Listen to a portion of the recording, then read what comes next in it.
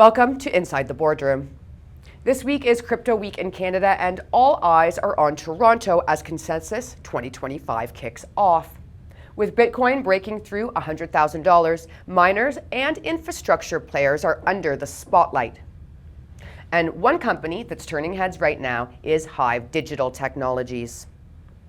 Hive is a company that's been scaling faster than the price of Bitcoin.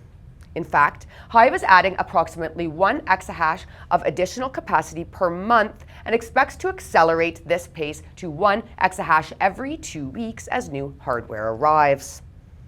Fresh off a major expansion in Paraguay, Hive has quadrupled capacity this year and is pushing deeper into high-performance computing and AI through its BUZZ HPC division. Joining me today to break it all down is Frank Holmes, the co-founder and executive chairman of Hive. Thanks so much for joining me today. Well, it's my honor to be here.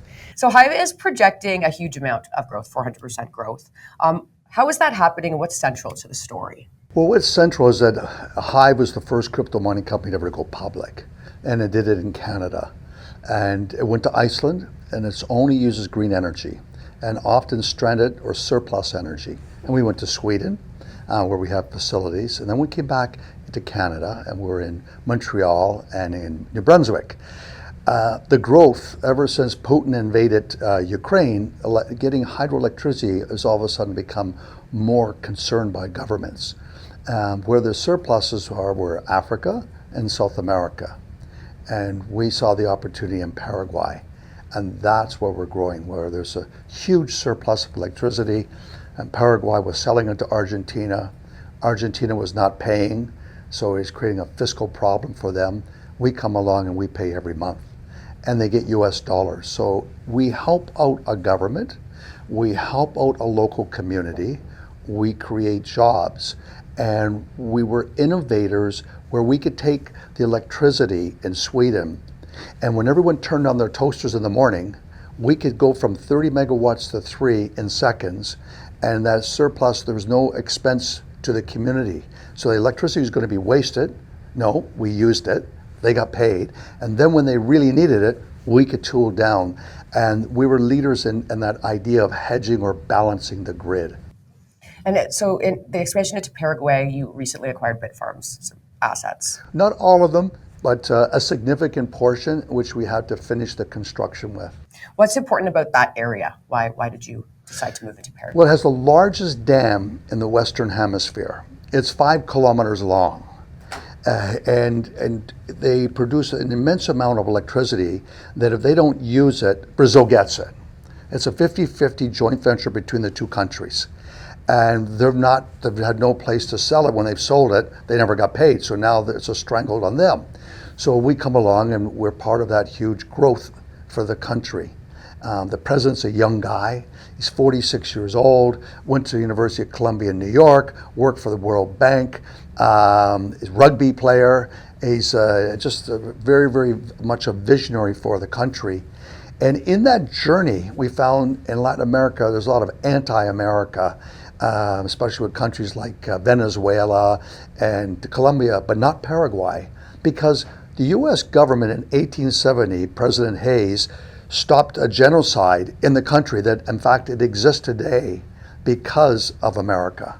Wow. So there's a great affinity for America in the country. And so I think from that end, it makes it really easy to come in to help build the infrastructure and be part of that economy. So can you tell me a bit about how Hive plans to scale? What are your acceleration Well, scaling plans? is this acceleration, massive acceleration in growth without huge incremental costs. That is, if you have 300 people for construction, you'll end up coming back to about 80 people to run the business. And then you'll get this huge incremental increase in revenue. So we're going to go from about $350,000 a day in revenue to $1.2 million a day in revenue with less than 25 employees that are running Hive. And then we have another group that manages the employees and does that in Paraguay, like we have in Sweden. Again, Hive was the first Bitcoin mining company to go public. Yes. What else sets your company apart from the others? I think when you look at revenue per share, we're much more like a Canadian gold royalty company. Last year we did about $6 million in revenue per employee, and that's going to increase substantially. And I think that journey makes it very special and unique as a proxy. We're the most efficient Bitcoin miners. We function in 9 time zones, 5 languages, and we still, on monthly data by third parties, we're the most efficient. We have the highest revenue per employee and one of the lowest costs to mine a Bitcoin. And we believe that Bitcoin is going to become a very significant asset the way central banks are buying gold. We're seeing the new generation of Generation X, Y, and Z and millennials that were coders and gamers are the ones that really have made this industry flourish. The backbone to consensus moving here. And by the way, consensus is really significant to me in my journey because I was trying to learn about Bitcoin in 2017 and I went to New York City to consensus. And I was shocked that they would have thousands of people spending $1,000 a ticket to come to this conference. And the keynote speaker was Abigail Johnson, who owns Fidelity. And she doesn't speak at investment conferences, she's speaking at a crypto event. And she's been mining Bitcoin in Quebec. So I said something big is happening. And that was really, that gave me the confidence to put up the original $5 million. Can you tell me next a bit about the role of AI? How is AI moving into Bitcoin, into the crypto? So when we first started mining, we were mining Ethereum. And there's 2 ways in the crypto ecosystem. It's proof of work, which is Bitcoin, and Bitcoin is really the backbone to all of Web3. And it validates the blockchain, the whole mechanism is called. And then you have what's called proof of stake. Ethereum used to be proof of work and then went to proof of stake. We are big believers that proof of work is critical in the validation and being decentralized around the world.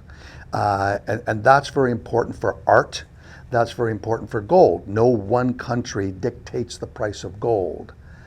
No one person dictates the value of the group of 7 painters in Canada or a Van Gogh or Monet.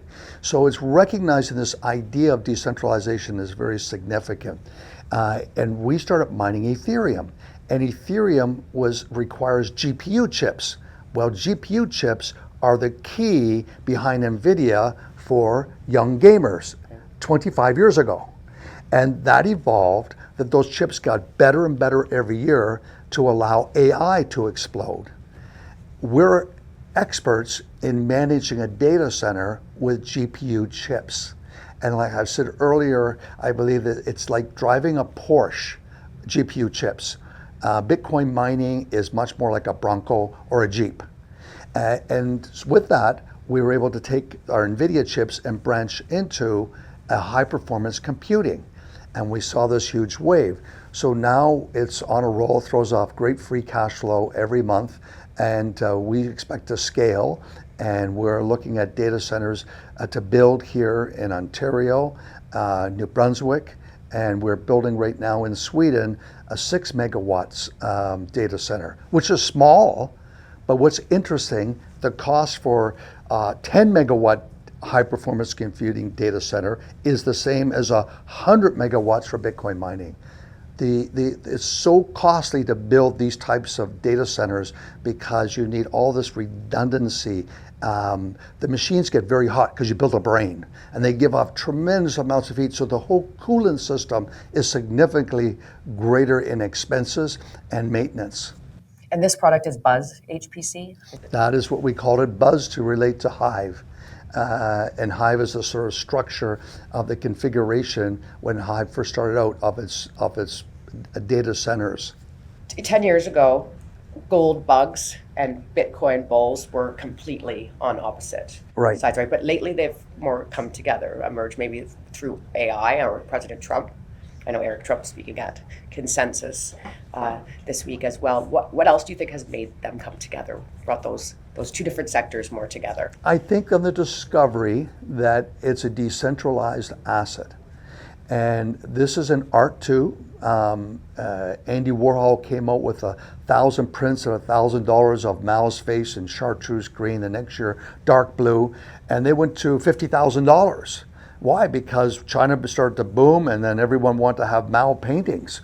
You see that if you limit the supply and more people say that's cool art, that price will grow exponentially. It's been documented. There's a Harvard case study on Bored Apes Yacht Club. How this digital realm everyone wants to belong to the yacht club, some type. So the virtual yacht club was basically on Discord, and the only way to be on there, to be with Shaq and other NBA players, was to buy a piece of art. Yeah. That was your validation process. Well, those pieces of art came out for $100, and some went to $40,000, $50,000. On the Bitcoin network, only 2 years ago, ordinals were created of how to send art along the Bitcoin network. And that to me is what told me Bitcoin goes through $1 million, because what is worth a Satoshi 0.0006 cents, all of a sudden we're being offered $10 for a special number. So if I wanted to get a picture of myself and my daughter for her birthday on August the 7th, when she was born, I can get a picture and find when Bitcoin was created that day, by that hour, and attach that piece of art to that coin. Well, that Satoshi, which all of a sudden is worth $10. Well, at $10, that makes a Bitcoin worth millions. Why has Bitcoin's price gone up so substantially, and why is it doing better than gold? It's about scarcity. The element of scarcity is so key to the world of Bitcoin. Gold is scarce too, and very expensive to find and develop and produce and make into jewelry. But when you look at gold, they're still producing over 100 million ounces and recycling another 8 million ounces of gold. Bitcoin's capped at 21 million. And there's a famous mathematical law called Metcalfe's law that says that as people adopt a product or a piece of art we could look at, and more people believe it's important, then the prices grow exponentially. And the idea of scarcity is so key to the element that Bitcoin will trade higher. And very few people know that one Bitcoin is worth 100 million Satoshis. So if you go out, I see Robinhood doing a deal in Canada. Mm-hmm. If you go buy $1,000 worth of an ETF, you're actually probably buying 1 million Satoshis. Right. And you're buying a penny stock on Bitcoin. And so I think it does trade to $1 million.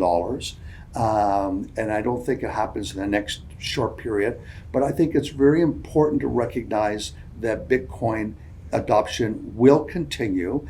At the same time, central banks will continue to buy gold, because there is a global war going on in trade. And really, it's about China and America. And there's a whole host of reasons why what China's done since they've elected a dictator for life. And his exponential growth in military spending, building icebergs to say he owns the Arctic. This is a great concern that you see that people have regarding the global tectonic plate shift. So central banks are seeing that they have to turn around and own gold to protect the currency. And China is the biggest producer of gold and the biggest buyer of gold, because a lot of countries will not take their currency unless it's backed by gold. So they're trying to attack the dollar, de-dollarize the dollar, get rid of the US dollar for trade. It hasn't happened to the degree, BRICS, etc. So you have this interesting dynamic between the world of gold, and central bankers will continue to, I believe, to buy gold. And I see gold going to 6,000 by the time of Trump ends his term here as president. And I see Bitcoin is going to go to $250,000 by that time. Lastly, because it is consensus, which you mentioned earlier, and all eyes are on Toronto and the Bitcoin community this week. What is a message that you might have for the industry as a whole? I think that there's been so much FUD about the energy consumption of Bitcoin mining.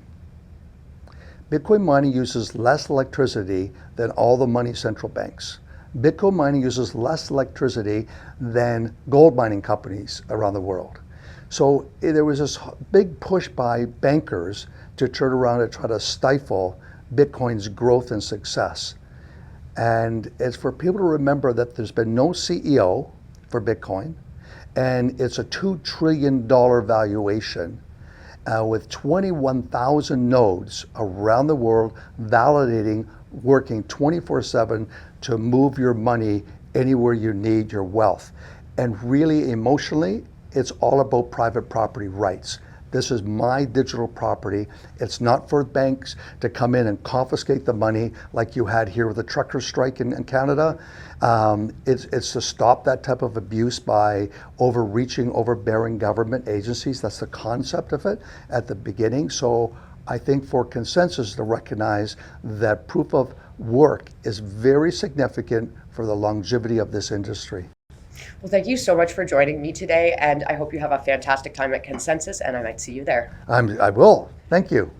We're excited to see Hive continue to scale and evolve. Have a fantastic week at Consensus 2025.